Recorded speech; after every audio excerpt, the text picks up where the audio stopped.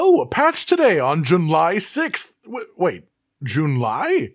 Ladies, gentlemen, and haradrim of all ages, it's been an extremely eventful day in the Diablo 4 world. After all, we had particularly long developer update stream earlier going over all the major details of Season 1, which we talked about here on the channel a bit earlier, but during that stream they dropped the bomb that 1.04 would be releasing a couple hours after the stream, and, well, here it is, fully released already. Being only the 4th patch they considered major enough to give its own full number like this, you'd assume that it's quite meaty, and, well, yes, there are actually a lot of changes if you go through it one at a time. There are nothing quite as far as class balancing properly or overarching major changes to the game like the massive Nightmare Dungeon buffs that we got in 1.03. Essentially, this is 99% bug fixes, some of which could have a larger effect on classes and builds depending on what you were using, but mostly they just seem focused towards improving the stability of the game, fixing certain bugged quests or dungeon interactions, and, well, actually, a more major one, to be fair, making Helltide farming markedly more rewarding, which is absolutely the biggest change that we've gotten here.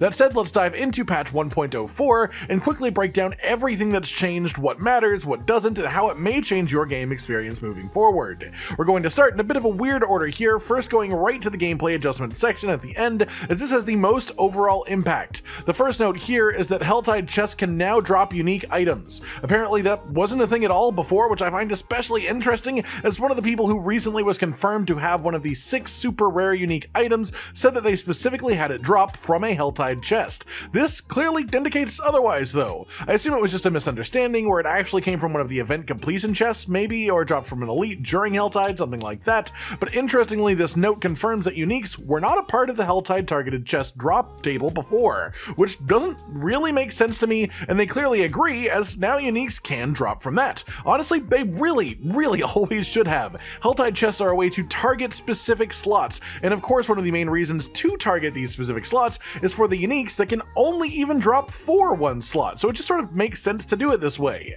Past this, there are 3 bosses, Vinard, Broll, and Cyrac, that have had their health pools and damage output reduced. Honestly, at this point in my Diablo 4 journey, I don't even remember who 2 out of those 3 bosses are, but hey, if people were having issues, then it's a good change. You have to remember that the devs have internal stats that show them something like if one of these bosses just has a disproportionate number of kills on players, so they can make adjustments based on that, like they do if they notice it. Then the third and final gameplay adjustment itself is that the cap for crafting materials has been raised. I'm assuming that there's a bit of a typo here. It says that the cap was increased from 999 to 9,999, but I am certain that the cap before was already 9,999 as I was capped on Rawhide, so I assume that they mean raised to 99,999, which makes a lot of sense. Honestly, the fact that there is even a cap on this is pretty weird to me. It's not like it stimulates the in-game economy or forces specific interactions, it's just more of an irritant than anything. But if this has actually been raised to 99,999, then no one is going to reach that at any point in the near future, so it's fair enough, really.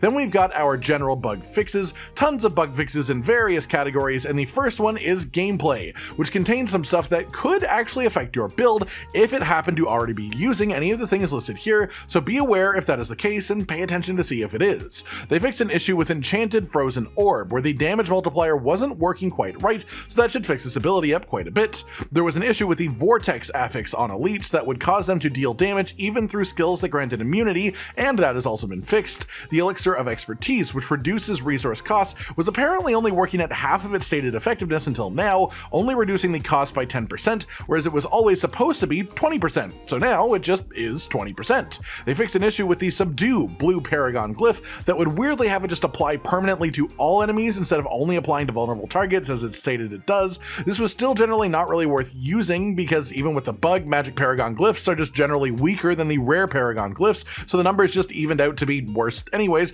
but this was still a bug and now it's gone. It was something that lower level characters that just reached level 50 could abuse, and now it's not been a thing. They fixed the issue with Whirlwind for Barbarian, which would cause it to briefly stop channeling if you use a cooldown skill while already channeling. This is pretty helpful for Barbarian so that you can use your shouts while using Whirlwind without worry of resetting things like Limitless Relentless Rage or Edge Masters. They also fixed the Earth Striker aspect for Barbarian. Previously, the guaranteed overpower that you would get would disappear if you gained any other buff, but now it will work as it's intended, as it's supposed to do. They fixed Rogues randomly just freezing when using Shadow Step if outside of its intended range, which is obviously a really good change. Having your character freeze up is a death sentence in higher end content. That should just never happen, so it's good to have that gone. Then there's just sort of a few innocuous changes that won't really affect people majorly, but they fix the fact that at high levels, legendary aspects applied from the Codex of Power were applying at higher values than the ones on gear. Now those flat damage aspects only scale with item power and nothing else. Honestly, that's a bit of a shame. It was a neat mechanic that we had found as a community, but hey, it was apparently a bug, so now it's gone. They also fixed Necromancer's Shadow Mages not working correctly with the Shadow Blight key passive, a slight win for minion builds, which is, you know, something that they need, but they probably need more than a slight win. Also, they fixed an issue where cheat death effects would not trigger if you died while mounted, you know, on your horse, which is an incredibly specific interaction, but hey, a fix is a fix, and that's a win for anyone who has died on a horse before.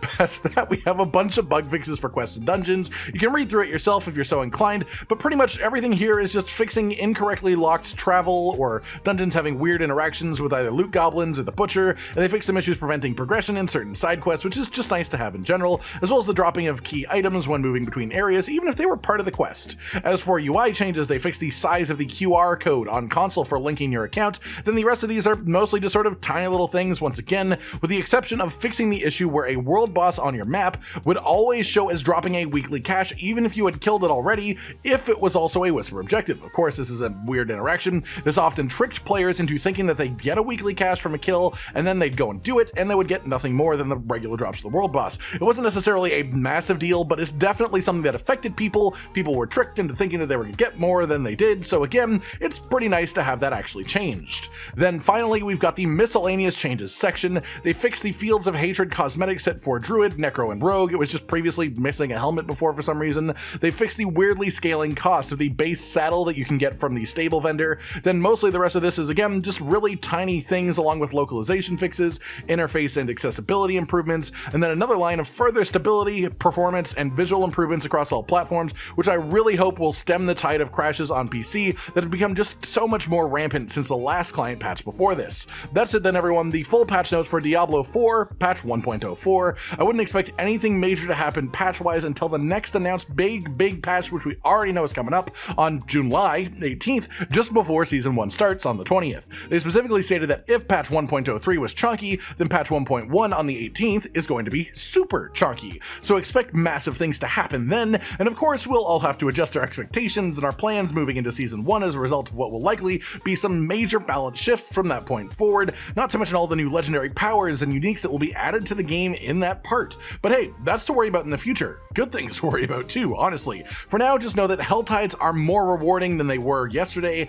actually dropping uniques from the Cinders chests, and then there's a few fixes to skill and legendary interactions that may have a slight effect on your characters depending on what you're using as a build. Otherwise, this is entirely just general bug fixes, tinier things, stability improvements, things to just make the game feel better as a whole. I hope you've enjoyed this breakdown of patch 1.04, and look forward tomorrow to our full in-depth breakdown of what we know about Season 1 so far after the dev stream earlier, where we go deeper into the concepts presented, our expectations for Season 1, our feelings about any speculations that we have as well, and if we think it will be enough to really justify the feeling of starting over from level 1.